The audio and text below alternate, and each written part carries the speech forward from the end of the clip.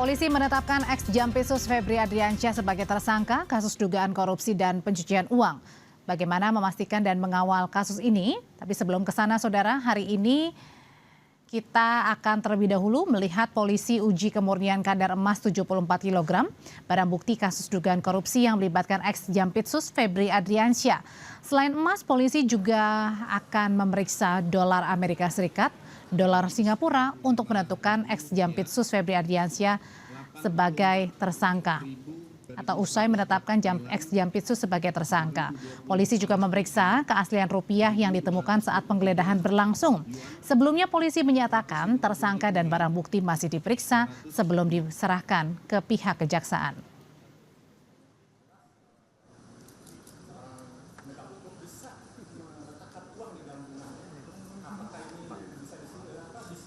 Penyidik dari Joint Investigasi bersama penyidik dari Kejaksaan Agung dan Pegadaian akan melakukan uji terkait tentang barang bukti yang ada. Pada hari ini terkait tentang barang bukti emas yang ditemukan 74 keping atau dengan disetarakan dengan 74 kg. Jadi nanti akan dilakukan uji terkait tentang Singapura dolar, US dollar dari FBI dan Kedutaan Amerika, termasuk dari Kedutaan Singapura dan Bank Indonesia. Polisi, saudara, menetapkan ex-Jampitsus Febri Adriansyah sebagai tersangka kasus dugaan korupsi dan pencucian uang. Lalu bagaimana memastikan dan mengawal kasus ini sesuai dengan ketentuan hukum tanpa menimbulkan celah-celah bagi tersangka? Kita akan mengulasnya malam hari ini bersama Direktur Penyidikan Tindak Pidana Khusus Kejaksaan Agung 2009-2011 dan Pelaksana Tugas Jaksa Agung Muda Pengawasan Kejagung 2014-2016, Jasman Panjaitan. Pak Jasman, selamat malam. Selamat malam, Mbak.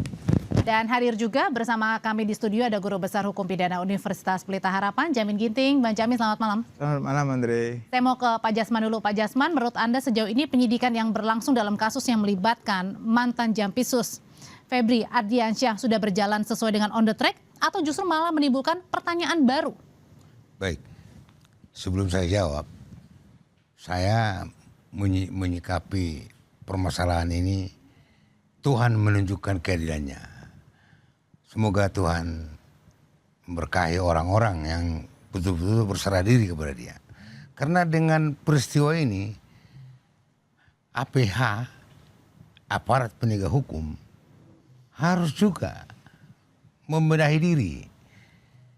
Supaya apa yang mereka laksanakan adalah untuk keadilan dan untuk kemaslahatan umat.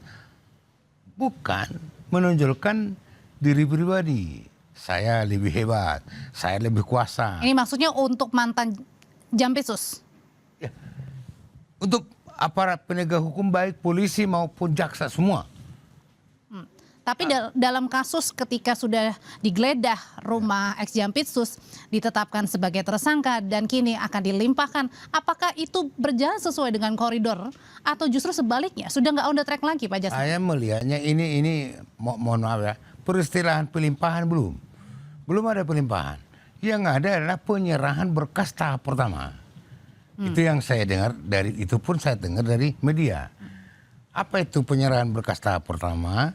Itu adalah penyerahan berkas untuk diteliti. Jadi untuk diteliti oleh jaksa peneliti. Lazim nggak itu? Umum nggak? Memang begitu.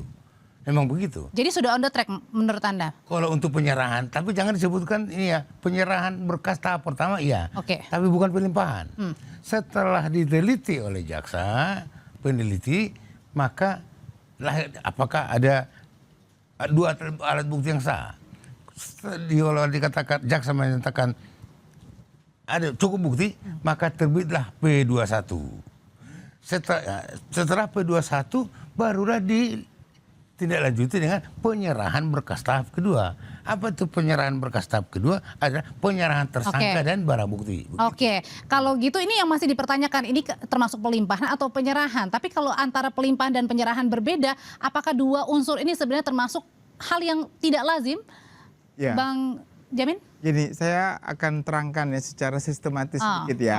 Jadi atau yang mudah, yang mudah, bahasa mudah. Waktu Pak Irjen Toto menyatakan bahwa ini adalah pelimpahan, ya, pelimpahan Kita berpandangan pelimpahan pasti kalau terminologi pelimpahan dari penyidik kepolisian kepada penuntut umum di kejaksaan. Oke. Itu tadi yang sudah disebutkan Bang Jasman tadi. Jadi klasifikasi begitu. Tetapi ternyata di tengah perjalanan itu berubah. Berubahnya bahkan tadi bahwasannya ada yang namanya penyidik kepolisian dan penyidik kejaksaan Sinergi. Oke. Berarti ada 2 penyidik.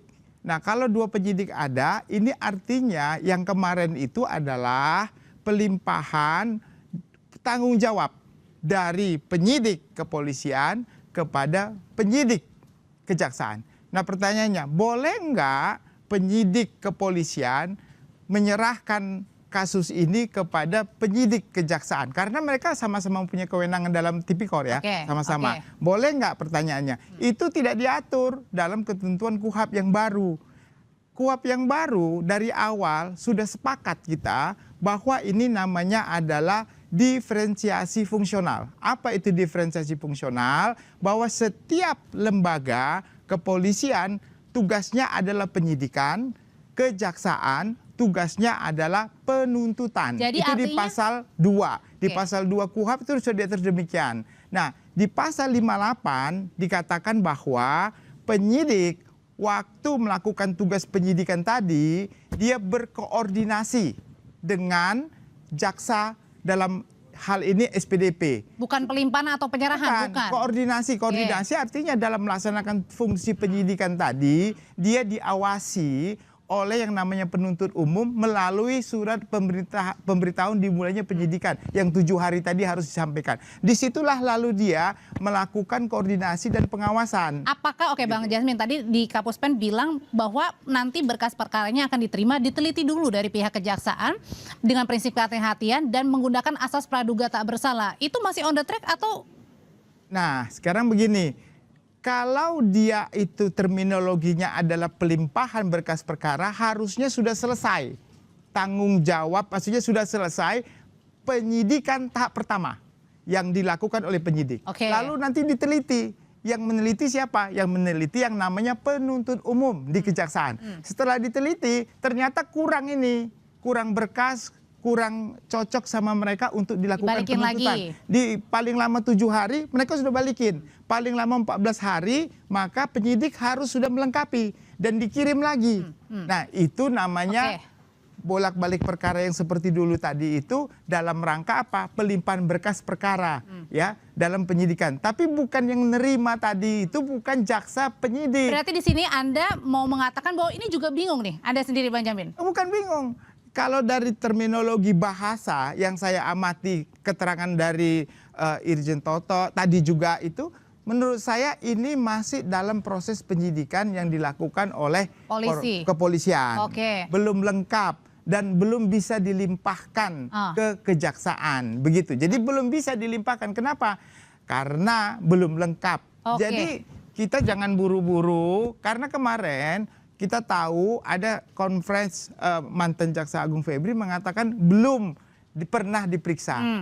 Belum lama-lama belum pernah diperiksa tiba-tiba jadi tersangka. Itu nggak boleh.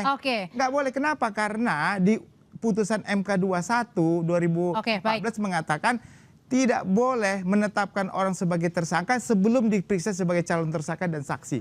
Nah, itu cacat hukum. Kalau gitu menurut pandangan dari Pak Jasman sendiri, kira-kira barang bukti apa yang diperlukan ketika tadi tiba-tiba menetapkan tersangka, kemudian juga barang buktinya sebenarnya sedang diteliti juga sudah dikumpulkan melalui penggeledahan, tapi kemudian tadi juga masih diteliti untuk keaslian emasnya, dolarnya, dan rupiahnya.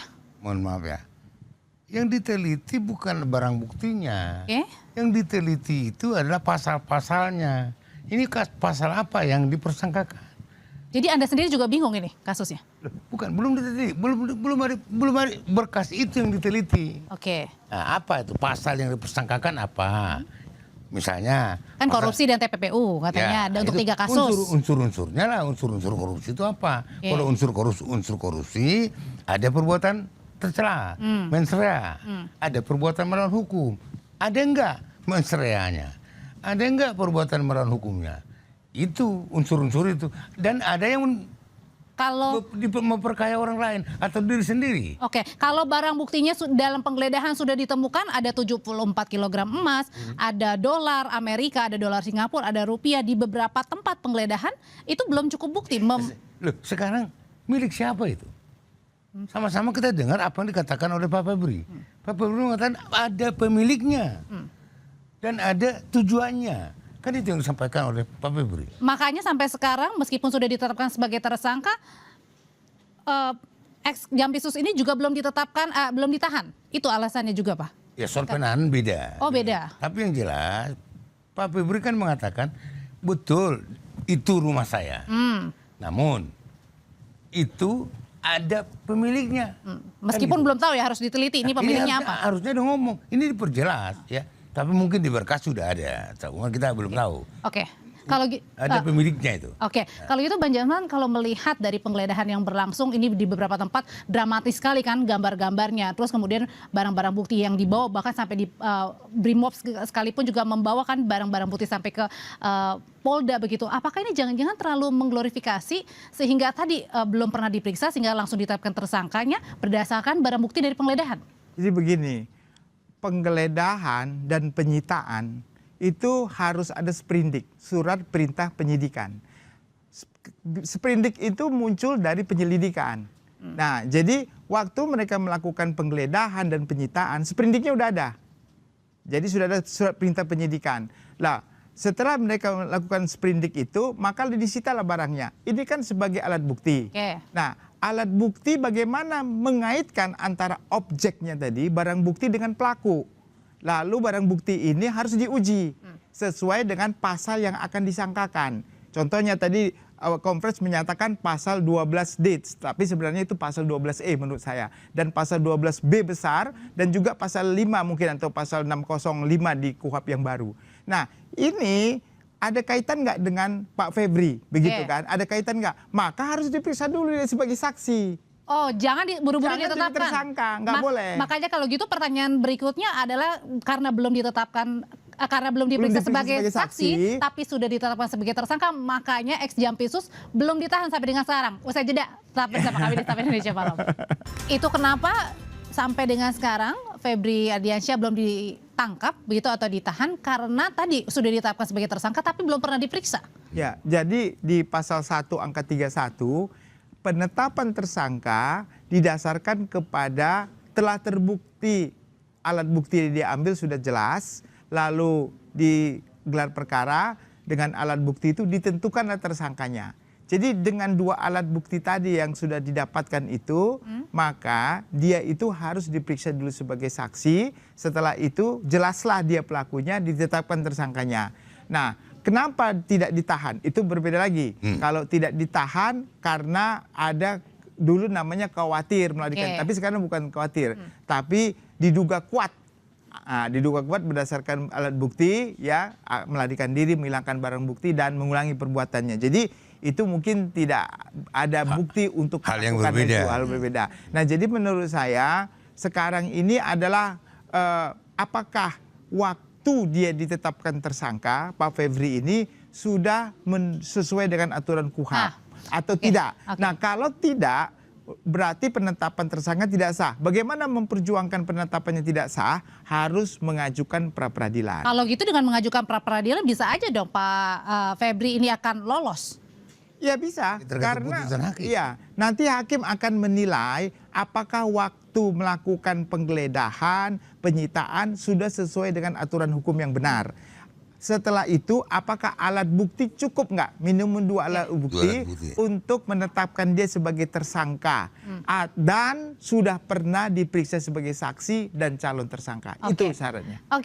Pak Jasman, kalau gitu, kalau Anda melihat, Anda juga adalah Jaksa Agung Muda pengawasan kan dulu. Nah, pertanyaannya adalah kalau di sini, ini kira-kira yang cacatnya mana? Yang missnya di mana nih? Di polisi kah? Ya, saya kira kurang etis saya menjawab itu. Kurang etis saya menjawab. Tapi kalau yang Anda lihat misalnya secara general saja Pak. Tadi kan saya sudah katakan, dia sudah ditetapkan sebagai tersangka seperti yang dikatakan oleh Pak Ginting. Dia ditetapkan sebagai tersangka, belum diperiksa sebagai tersangka. atau bahkan belum diperiksa sebagai calon tersangka yang disebutkan oleh Pak Ginting tadi saksi gitu kan. Jadi kalau menurut saya calon tersangka bisa diperiksa. Ini belum. Saya nggak etis. Oke, kalau gitu kalau pertanyaannya saya ubah, kalau tadi misalnya tidak usah capek-capek mengajukan pra peradilan, kalau misalnya tadi ada penyerahan berkas, kemudian kan pasti diteliti oleh pihak kejaksaan. Ya. Nah kalau misalnya dalam fungsi pra penuntutan ya, yang tadi yang belum saya sampaikan tuh. Artinya di situ kalau misalnya memang tidak layak untuk dimajukan, artinya bisa gugur ini. Sekarang kita lihat dulu, kan ini kan dalam waktu dekat.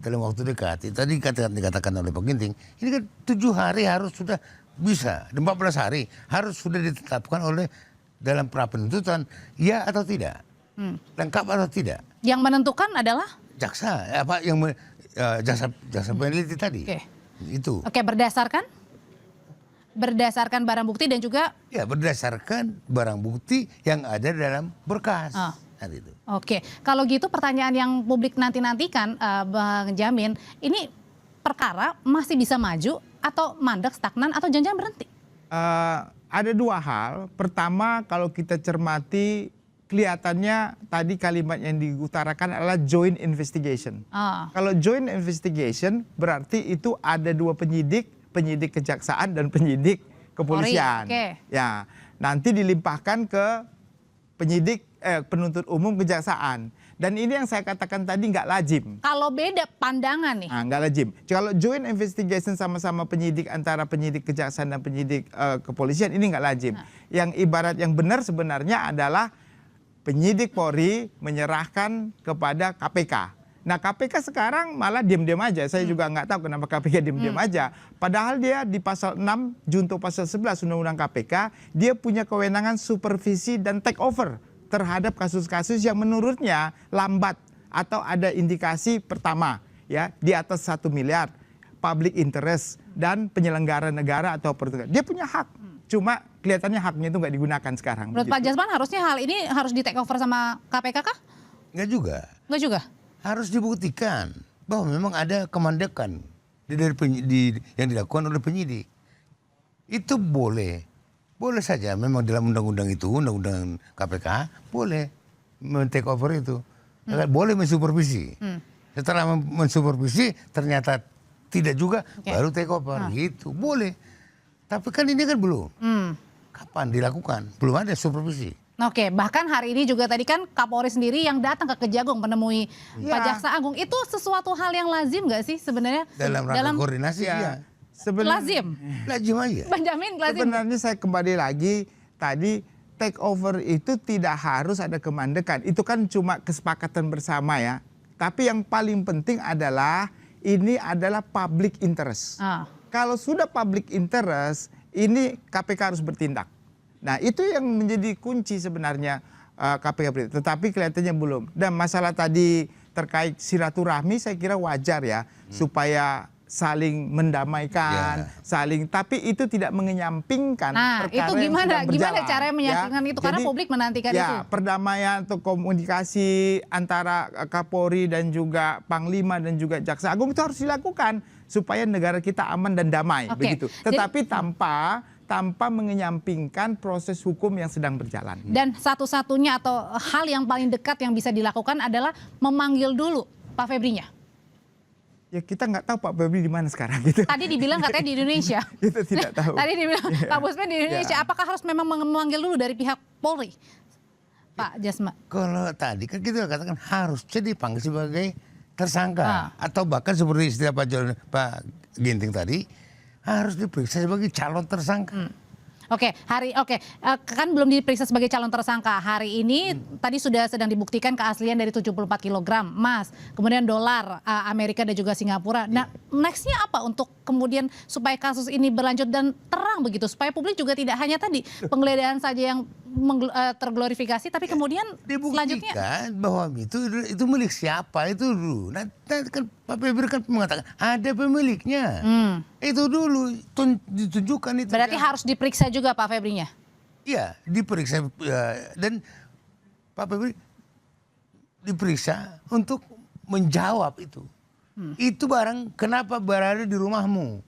Dan seharusnya tidak sulit juga memeriksa karena kan sudah mengundurkan diri juga ya Bang? Ya artinya sekarang beginilah, kepolisian harus melakukan tugasnya di bidang penyidikan. Semua harus diselesaikan. Setelah diselesaikan, lalu mereka gelar perkara. Setelah gelar perkara baru ada pelimpahan. Nah nanti setelah gelar perkara silakan conference bahwa sudah kami lakukan A, B, C, D, F, G dan sekarang berkasnya kami limpahkan ke penuntut umum ya, penuntut umum yang bukan penyidik ya, ke penuntut umum kejaksaan. Itu clear. Kita, oh itulah hukum acara yang benar, seperti itu begitu. Nanti tinggal jaksa memiliki kewenangan untuk melakukan penuntutan. Bikin lagi expose, kalau di kejaksaan namanya expose. Buatlah expose, kami akan limpahkan ke pengadilan. Nah itulah cara yang baik dan benar. Dan rakyat bisa melihat secara terbuka, oh kasus ini memang jalan sesuai dengan aturan. Oke, kalau berarti dari Bang Jamin maupun Pak Jasman, apakah optimis kasus ini memang akan terus kemudian digali untuk diusut tuntas atau malah mandek atau berhenti? Saya kira sih tergantung alat bukti yang ada. Kalau alat bukti itu menunjuk kepada suatu perbuatan Pak Febri, ya harus dihukum. Tetapi kalau bukan dan tidak terbukti harus dilepaskan dan dibebaskan. Itu kan, itu sudah dasar kita berhukum seperti itu. Pak Jasman? Ya. Gimana? Ya, kalau memang tidak terbukti, ya dianulir. Nah, statusnya sebagai tersangka tadi. Tapi diperiksa dulu ya? Ya mau tidak mau diperiksa Harus dulu. diperiksa dulu ya? Ya. Oke, baik kalau gitu. Terima kasih Pak Jasman untuk pandangannya, Bang Jamin Ya, terima kasih. Semoga kasus ini memang tidak hanya tadi di penggeledahan saja yang kemudian publik menantikan, tapi juga bagaimana kasus nextnya seperti apa. Terima kasih Pak Jasman, Bang Jamin, terima kasih, selamat malam.